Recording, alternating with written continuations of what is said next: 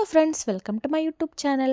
അപ്പോൾ ഇന്നത്തെ പരിപാടി എന്താണെന്ന് പറഞ്ഞാൽ ഒന്നുമില്ല, പഴയങ്ങനെ മുറിച്ച കണ്ടറിയാലോ, പഴംപൊരി. നമുക്ക് സിമ്പിളായിട്ടൊരു പഴംപൊരി ഉണ്ടാക്കാം. അത് ഞാൻ ഗോതമ്പ് മാവാണ് എടുത്തിട്ടുള്ളത്. അതിലേക്ക് വെല്ലമാണ് ഇട്ട് കൊടുക്കുന്നത്. എത്ര വേണേലും ഇട്ട് കൊടുക്കാം, നിങ്ങളുടെ അളവിനനുസരിച്ച് ഇട്ട് കൊടുത്താൽ മതി.